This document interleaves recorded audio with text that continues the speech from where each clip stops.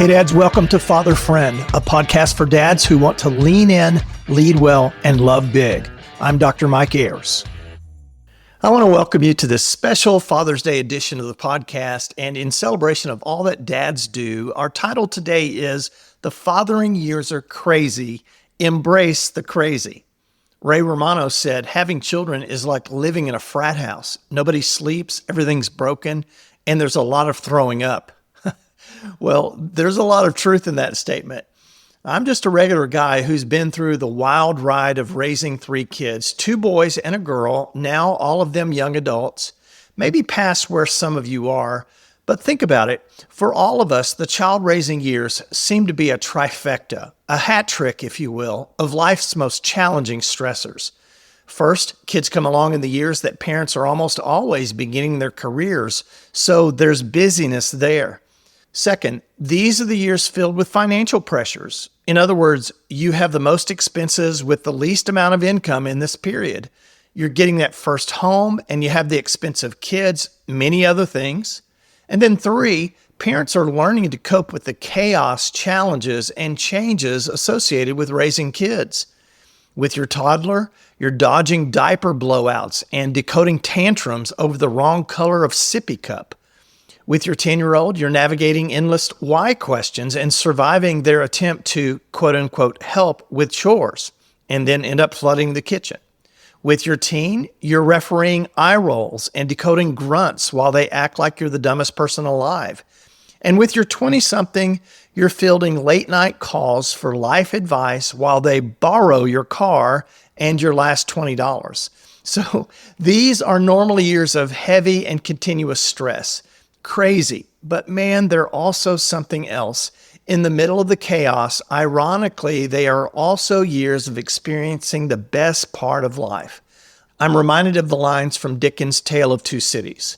It was the best of times, it was the worst of times. It was the age of wisdom, it was the age of foolishness. It was the epoch of belief, it was the epoch of incredulity. It was the season of light. It was the season of darkness. It was the spring of hope. It was the winter of despair. We had everything before us. We had nothing before us. Maybe it's not quite that dramatic, but it's true. In the midst of the chaos, these years possess the richest emotions of love, joy, laughter, and gratitude you might ever have, as well as moments of stark growth in who you are as a man. Believe it or not, many dads my age would love to have those years back. Yes, the busiest, most stressful years we would take back in a heartbeat. As we look back, we see that those times are the highest impact years with our kids that included some of the richest experiences of life ever. Even with all the ups and downs, life was fun and fulfilling. Even though I fully didn't grasp or appreciate it at the time, my realization now is that those years were some of life at its best, and it was actually the craziness of that period that made it so worthwhile. So today we're diving into how to embrace that craziness, how to soak it in and let it shape you. So grab a cup of coffee or maybe something stronger if the kids are napping, and let's talk about how to live fully in these wild years. My advice: ponder the crazy and grow through it. Let's get into it. First, pondering the crazy. Don't have the experience and miss the meaning. On my wedding day in March of 1989 in Dallas, Texas, we experienced a record-breaking ice storm the day of our wedding. We had family who could not come from out of town into Dallas. The stress of the wedding plus this storm really got me pressured, and the pastor could see it in my face. He came to me and said, "Mike, don't have the experience and miss the meaning." Man, that relieved so much stress at that time. And I've never forgotten the words that he told me on that day. And I've used them as a rule for my life. So I want to encourage you, dads, don't have the experience of these years with your kids and miss the meaning. You've heard it said many times by dads in Q4, the years pass so quickly. So embrace the craziness and transcend it with personal moments to stop and ponder the blessings of your life. Hold your kids closely, laugh with them, and thank God for the gift of being a father. There will be a day when you're not busy or stressed, when the house will not be so much work, and when the sounds of your kids' presence in the home will not be there. But soak in these years deeply while you can. Breathe, Look around, see the beauty and good in crazy, and thank God for the opportunity to have it while you can. Here are 2 hacks I recommend for you during this time. 1, stop when you can. I remember the chaos of those early years. Diapers, spilled juice, trying to keep up with work while my kids ran circles around us. Felt like a circus sometimes. But looking back, those were the moments that made me. I'd be rushing to a meeting. My daughter would grab my hand and say, "Daddy, play with me." I couldn't always stop, but when I did, those were the moments that stuck. You've got to pause to notice those things. Otherwise, the crazy just sweeps you away and you get caught in the current of busyness and stress. Make it a habit to freeze the moment. Keep a journal, even if it's just a note on your phone. Jot down the funny stuff your kids say or the way their face lights up when they master something new. Write down the special moments that you have with your kids. I have journals from when my kids were young. I wrote down when my oldest told me, "You're my best buddy, Dad," after I helped him tie his shoes. Or when my middle son, after coming home from a day in the 8th grade, told me, "What's up, bruh?" Little stuff. But reading those notes now brings it all back. So stop when you can. And number 2, establish daddy rituals. I would take the kids to Best Donuts every Saturday morning. They remember that to this day. We'd share high lows. In other words, what was the high point that happened to you today, and what was the low point that happened to you today? It was always much better than just saying, "Well, did you have a good day?" or "How was your day?" High lows made them answer in an open-ended way. So all of this is not just about the rituals, it's about hearing their hearts. Research from the Journal of Family Psychology in 2018 shows that families who engage in regular rituals like shared meals or bedtime routines report stronger emotional bonds. It's science, Dad. Slowing down works. The crazy can still the meaning if you don't stop and ponder it. So take a breath, look at your kids, see the gift in the chaos. You'll thank yourself later.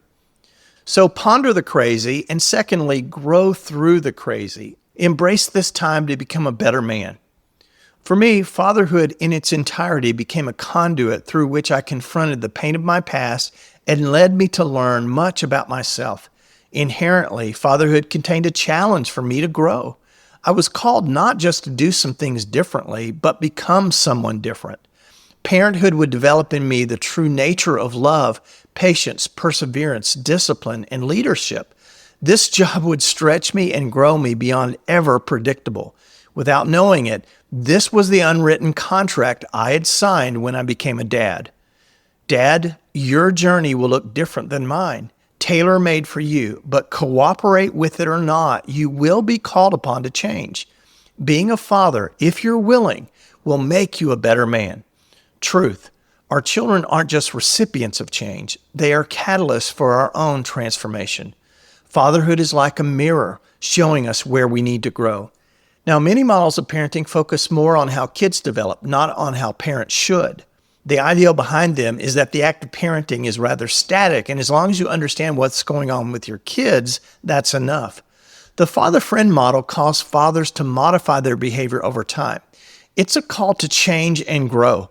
The model represents modes of fathering for you to embrace, not molds into which to push your children. The focus is on your response to and prompting of your kids, and you're to give attention first to your own actions. I encourage you to go to our website at fatherfriend.net to read about the model or listen to episode number 3 of this podcast about the father-friend model to understand it. Because if you plan to stay the same person after becoming a dad that you were before becoming one, you'll be ineffective and unhappy as a father. Therefore, as children grow, so should fathers. Fatherhood is not just about what you do for your children. It's about what the journey does for you. So the father-friend process, again, if you cooperate with it, makes us better men, which leads to a question. If indeed the fathering years are challenging, and if indeed we can become better men, husbands, and dads through them, then how do we grow during this time? In a conscious way, not simply by accident, but more by design, how do we grow? How do we make this a process to embrace rather than a random thing that we get dragged through? Well, research tells us that people experience positive change when 3 dynamics are present: assessment, challenge, and support. First, assessment. Father friends assess where they are and speak the truth to themselves about themselves in the need for growth. Dads who grow are dads who are self-aware. And to be self-aware, you must take time for introspection. I love Psalm 23. Many people can quote it, but less practice it. Psalm 23 is like a guiding light for us that sets us straight and brings us back to places we need. Like a light from a lighthouse that cuts through the fog. You know Psalm 23, but let me read it and let it speak to you. The Lord is my shepherd, I shall not want. He makes me lie down in green pastures. He leads me beside still waters. He restores my soul. He guides me in the paths of righteousness for his name's sake. Even though I walk through the valley of the shadow of death, I will fear no evil, for you are with me. Your rod and your staff, they comfort me.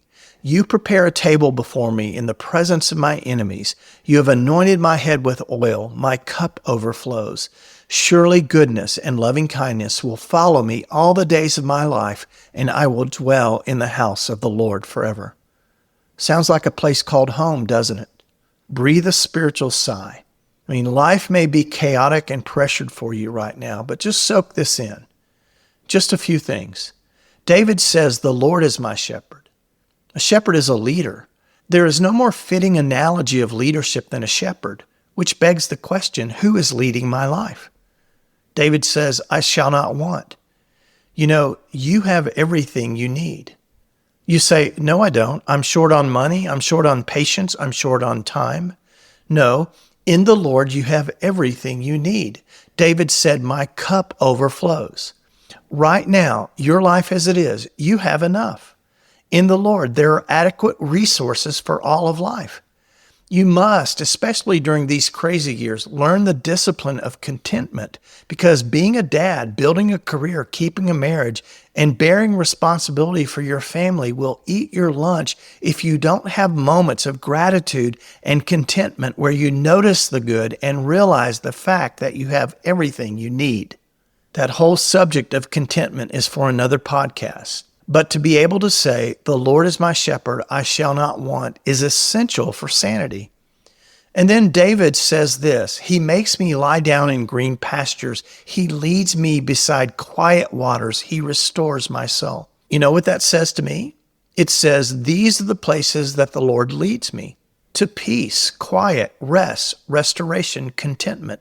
So if I'm not finding those places, then I'm not being led by God. These are what we find in him, not more stress, not more pressure, not more burden. Jesus said it best, come to me, all who are weary and heavy laden, and I will give you rest. Take my yoke upon you and learn from me, for I am gentle and humble in heart, and you will find rest for your souls. For my yoke is easy and my burden is light. That's Matthew 11:28 through 30. Man, following Christ, following the Lord as my shepherd, lightens my load, lifts my soul, restores my heart, provides perspective. So here's the question. Is God the leader of my life, or am I being led by less important and less soul-restoring things? Because if God is the leader of my life, then here are the traits of that life as told by Psalm 23. Peace, contentment, rest, restoration. So, first way to grow is assessment.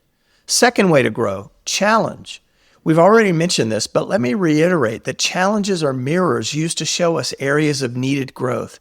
They shine light upon our motivations, our level of inner security, and the degree of integrity we have or do not possess. If your life is about challenge avoidance, pain avoidance, wimping out and shying down from difficulties, then you will never grow.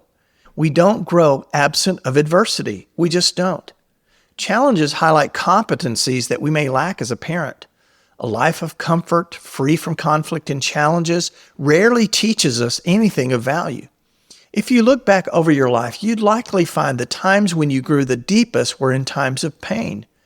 This type of learning goes beyond what can be taught in the classroom or told to you by someone else. As the old preacher said, we don't change when we see the light, we change when we feel the heat. So challenges aren't the enemy, they're your teacher, if you let them. So we grow by assessment, we grow by challenges, and third, we grow by support.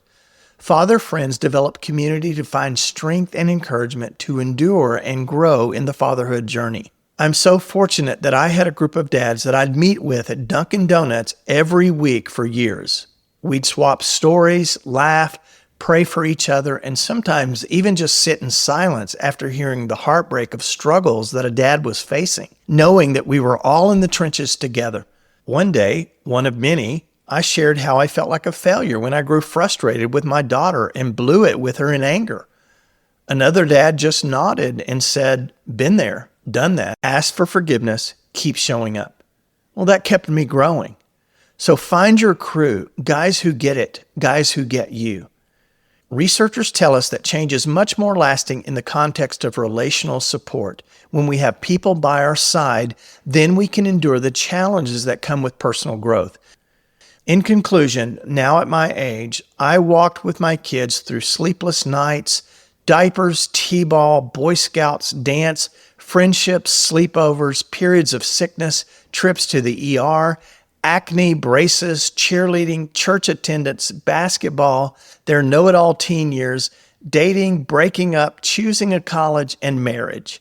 Over the years, I've felt euphoric moments of pride and achievement with my kids, and I've cried with them through tear-filled experiences of pain and disappointment.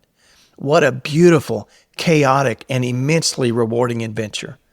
This Father's Day, Dad, embrace the crazy. Ponder those moments that make your heart full, the sticky hugs, the late night talks, the times they look at you like you're Superman, and then the times they look at you like you're a nerd. Let the challenges shape you into a better man, more patient, more loving, more present. Find other dads to walk this road with you. Father Friend was created to fill that gap, offering a community where you can share the highs and lows. You're not just raising kids, you're becoming the man they need you to be. I just spoke to a guy today who got married and had kids later in life. He's in his 50s and he has 2 girls now, one age 2 and one age 6. He said, "I never thought I'd feel the way I do. Being a dad has brought about more love than I ever thought I had in me." That's it. Cling to those times. They'll get you through. So here's my takeaway. Here's my challenge. Take a moment this Father's Day to reflect. 2 things to write down this Father's Day. Write down 1 thing you love about being a dad and 1 way you want to grow. And then 2 choices to make this Father's Day. Determine to let God be the leader of your life and determine not to do the dad thing alone. These 4 things will put you on the path as described in Psalm 23. Hey, we'd love to hear your stories. Shoot us an email with your craziest, funniest, or most heartfelt fatherhood moment. We might even share it on a podcast. Until then, sit back, my friend, watch the chaos, look fondly upon it, laugh at it, soak it in, and don't miss the meaning of the experiences that you're having right now. Being a dad is the best job you'll ever have. Happy Father's Day. Thanks for listening today. I'm Dr. Mike Ayers. If you enjoyed this podcast, please share it with other dads. I'd love to hear from you. Email me at mikea@fatherfriend.net with comments, questions, and your biggest takeaways. For more tools, resources, and real talk on fatherhood, visit fatherfriend.net or follow on social media @ThinkingDads. See you next time.